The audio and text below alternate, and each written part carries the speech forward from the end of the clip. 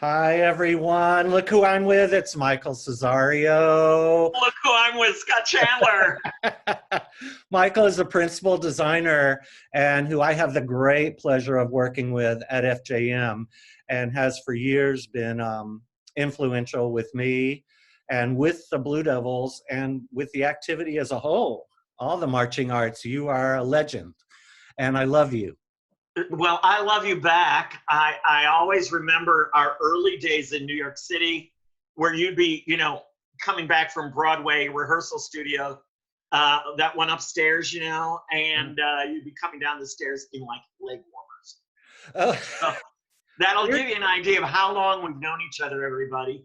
And I somehow he hasn't aged, and look at this old no, wreck. don't say that. Where did we meet, Michael? Through In Donald? New York, yeah, Donald's. Through Donald Angelica.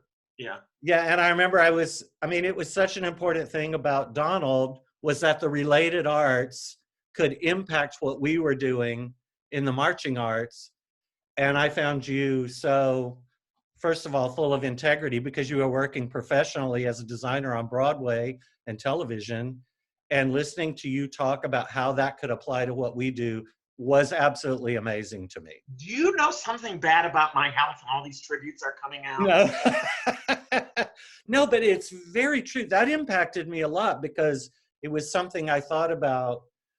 That But I we've always gotten along, and a lot of it is our worldview of what the marching arts could do right. and how to frame the marching arts so that they were valuable to the performer, valuable to the child, valuable as a whole, and that they might see a link because we're going to explain the link between that phrase that we're doing there and this artwork and this concert piece and this jazz piece. And we see them as interlinked as opposed to our own.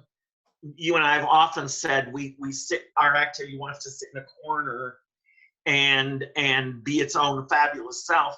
And the answer is the only way we're going to elevate that is to link it to the other forms of art. And yeah, and then by bringing other people into it and exposing other people and other performers, which we're so proud to celebrate here with the Blue Devils and especially with this gala through the support of people like you. So it's well, the gala is such a great idea. And you've brought all these wonderful, it's going to be a hoot. I think it's going to be a lot of fun. But more importantly than fun is it gives us a historical basis for what the contributions of the Blue Devils have been. And I think we're going to find that when it comes to something unique, something new, something fresh, an attitude that's different than what else is going on, I think that you see that as part of the Blue Devil DNA. Yeah. And that folks that did it before you and I were involved in the Blue Devil still were trying these magical.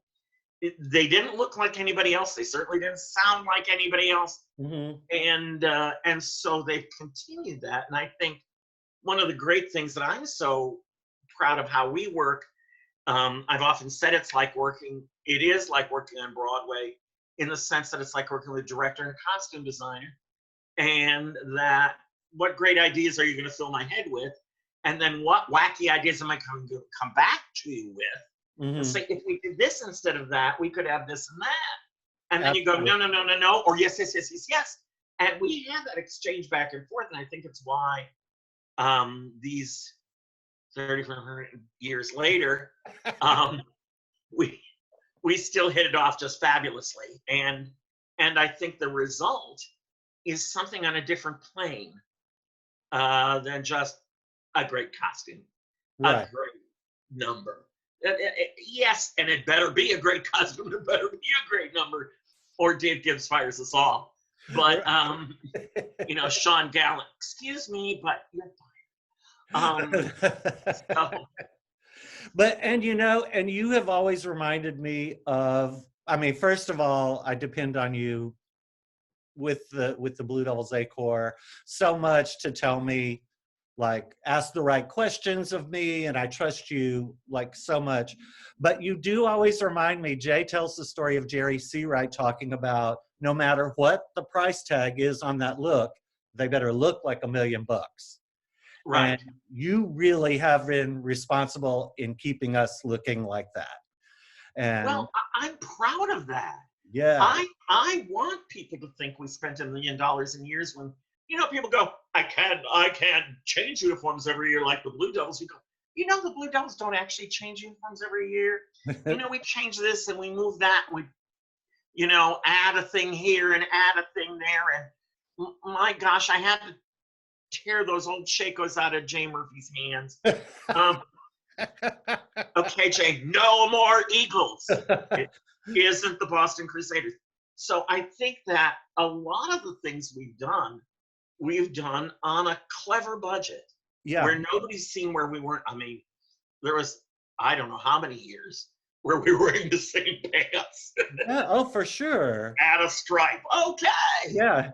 And I And like how you've always said to me, it's important that when the Blue Devils are standing at the gate, it's the Blue Devils. well, this is the strongest thing about brand identity. Mm. And I'm taking nothing away from people that completely change their look Sure. every year. You want to do that? Believe me, I'll do that for you. But I don't know why. Because the best always give you the message. Mm. Always give you, I've said it 100 times, when you're at the gate, so often when the Blue Devils are at the gate, you miss the people on the field. No. Oh, look! It's the Blue Devils. But more importantly is that when you see them show up, you never wonder who they are. Yeah.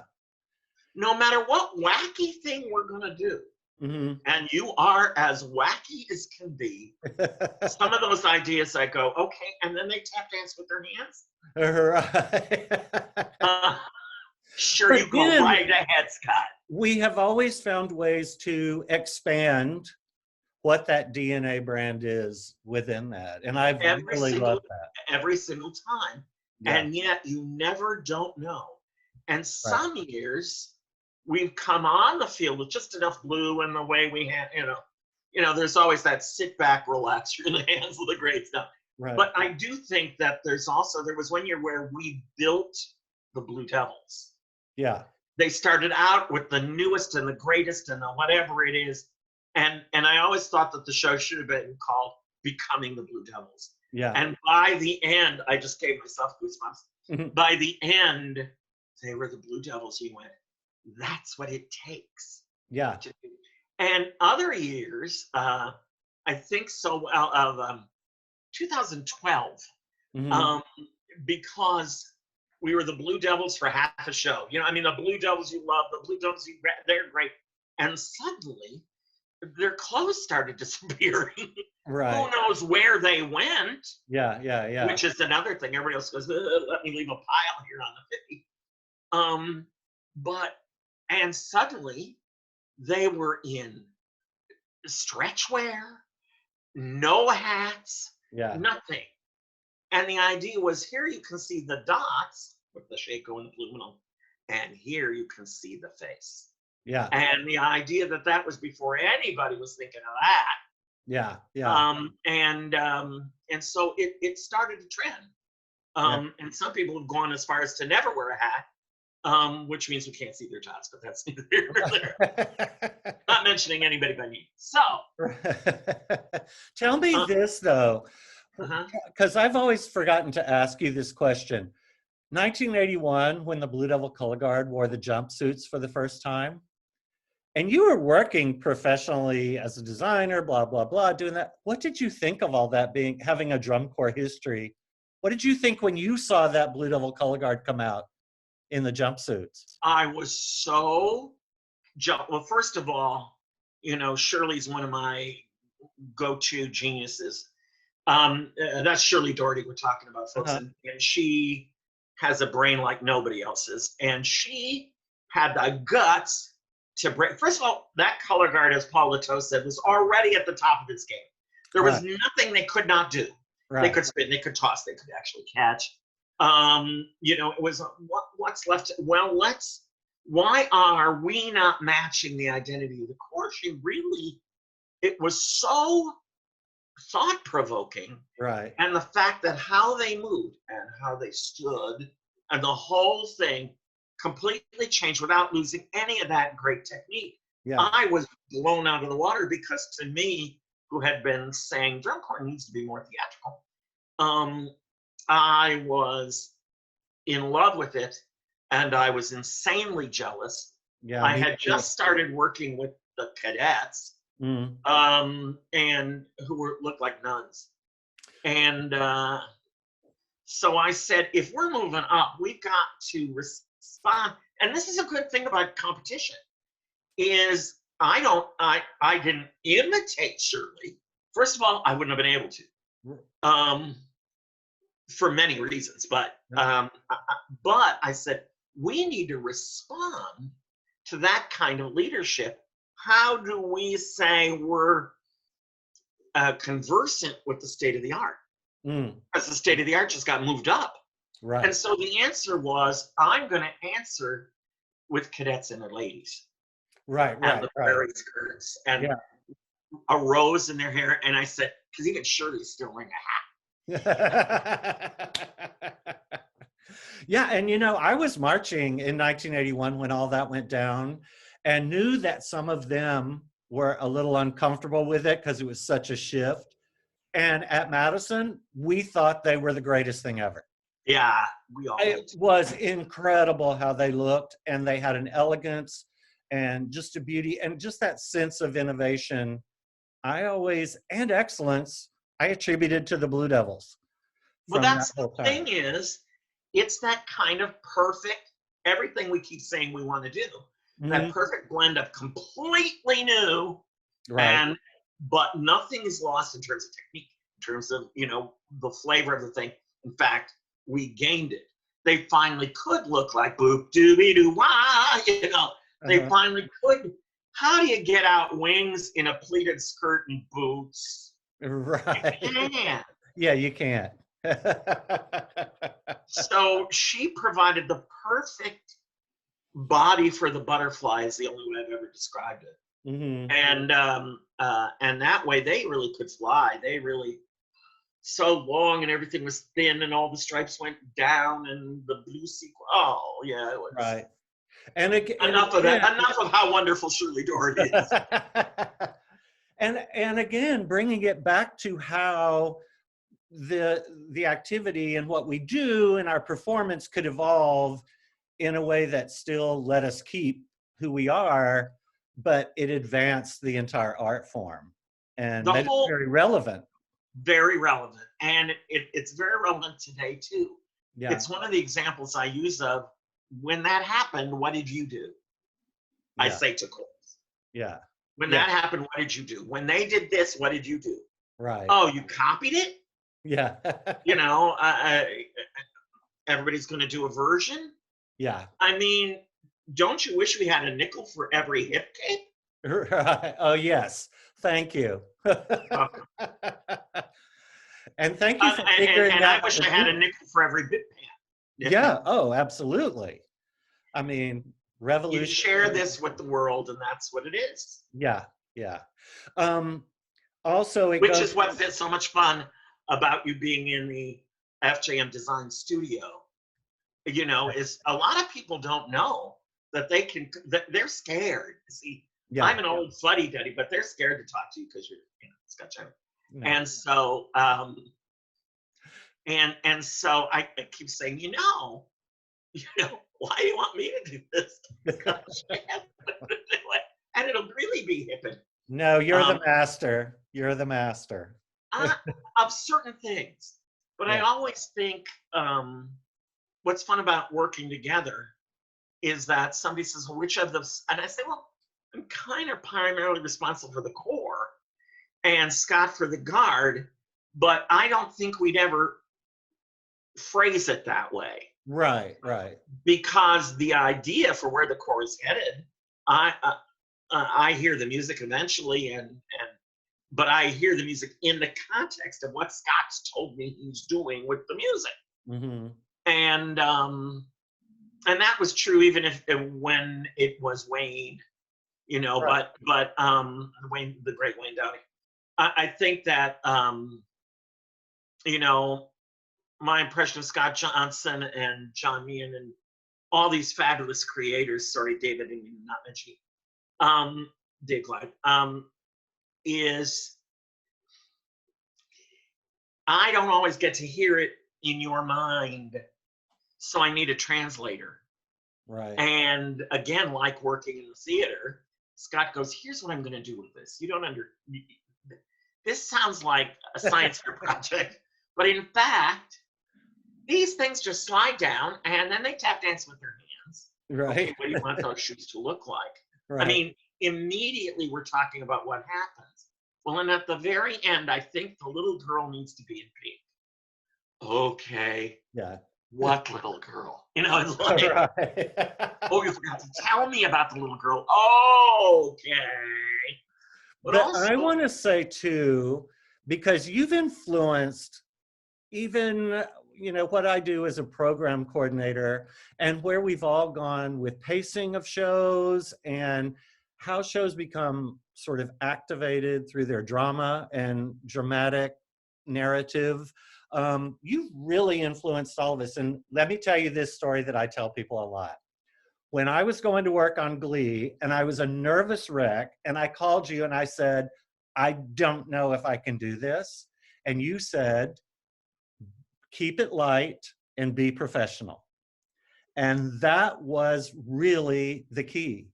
It really worked. And we had a lot of Blue Devil performers there in those 2 episodes that we did. And they were so amazed at how professional these young performers were, who were not working on television every day. They came from drum corps, which they thought was marching band. But it's that kind of amazing what training. people see. Part Right. of what we do is invisible like that, like Yeah. what you said. And I always remember bringing some theater friends to to a show in Bayonne, New Jersey. Hey, You were doing the Bayonne Bridgman. shout out to Bayonne. Sleeves were pushed up. Yeah. So what's that, 84? Yep, 82 or 83. Yeah. 82 or 83. So about 8 years ago. And I had a kid who asked me, what was it like in the olden days, in the days of yore? And I said, what do you mean? What year are you talking about? He said, 2010. 2010. Oh. But I did bring friends from the theater to see, and Shirley and I did a piece for DCI about what people really admire about what we do is the things that only we do. Right. That's our contribution to the mix. Right. And sometimes we forget what our contribution is. And I remember bringing people from the theater, because Bayonne's right across the river, and we all just went out for a hoot. And a couple designers and a couple actors. And there was this magical toss at the beginning of the show, and all these flags went up at the same time, and all these flags came down at the same time. Not, you know, without a prep, without an engine, but zing and pitch, and away we went. And they wanted to know at the end of that show, they wanted to know what was the hidden mechanism. Oh. They were convinced there was some sort of green thing that hid on the ground that was in the shape of where the color guard was, and that they plugged the flags on them, right. And then lifted the thing up, and the thing spun around, and I said, no, honest to goodness, they're actually trained to do that. Yes. And they absolutely refused to believe me. Yeah. And I had to literally bring some color guard folks over and say, bring your practice flag. And I literally counted up 5, 6, 7, 8, and they did it. And they were amazed and couldn't believe it, and then realized everything that we were doing. Yeah. And so, and I say we, like I did any of the performing, but and so that's where I say that's what we're amazing, and Yeah. that's sometimes. I had a friend who worked on was a stage manager at Barnum, Mm. and they have there's only 12 people on stage. Everybody thinks it's a bigger show than it is. A Yeah. Broadway show, Barnum, and so they brought me in to teach these count them, two flag people. And it's probably the two singers who dance as opposed to dancers. Right, right, right. So they are the least, and they really, really, and they had seen tapes of what we did, and they said, "Can you?" I said, "I can teach pretty much anybody, something simple." And a week later, I just said, "How about that?" They couldn't even do a click stop of something. They couldn't get through the warm up I had given them to, and I assumed and eventually they just kind of came on and waved the flags. Yeah. Because there was nothing else they could do, and everybody was like, "I'm sorry, Mike. I'm sorry. I'm a bad teacher. I couldn't Right. teach them." And the swings, the people who came Oh, yes. who had to understudy these 5 little swing Right. and it dawned on me later I should have given them swing flags Yeah. because they could have controlled that with their hands a little Right. bit. But my flags on Broadway career was done at that moment. Yeah, but it's amazing, like the amount of training that goes into what we do. And you are such a great ambassador for everything about us and the marching arts and the international travel that the Blue Devils have done. We've seen it just reach around the world with those levels of excellence and And you know what's funny? innovation. There again, you say that, but we talk about Blue Devil International and how they appear in the courtyard of the castle of whatever. And every time I see one of those, I go, and I know it's a mix of wonderful people, but I go, it's the Blue Devils. They always look like the Blue Devils. Oh, right, huh? And they always sound, how does that happen? I wonder, So I know that poor Sean is going to cut this up because nobody's interested in anything we said. No, not at all. But we're going to go into an ending that he can cut to, and then he can simply cut that last part out, which is so whatever you gleaned from this little moment of ha ha ha. I don't know. Is there one more question you were going to get me, Scott? No. I was going to wrap it up. Okay. Well, then we'll go back. Yeah. So if there's anything you gleaned out of this, I'm happy you have. I am so honored since 1994 Yes. to be every year to be part of the magic that is the Blue Devils and the way they affect the audience, but more importantly, the effect they have on their performers. It's unlike anything else. The teaching is unlike anything else. It's just an eye opener. And every time I visit, I stand in awe. So I congratulate you because this is a mutual admiration society. This one is. And so congratulations, Blue Devils. And here's to you. Yes. Thank you so much, Michael. Everybody, if you're watching on YouTube, hit the thumbs up button, subscribe to the channel. If you can help us out at all, every bit helps keeping this going. And run that tag along here. Run that tag along here. Give us the, here it goes. Here it goes. Follow that along. It keeps Zap, let's going. get it. Let's get it, Zap. Okay. Yeah, and I like to think we're training professionals. We're training people to go out into life and be professionals at what they do. And it's an important job. It is bigger than both of us. Yeah, exactly. Thank you, Michael. Thank you, Scott.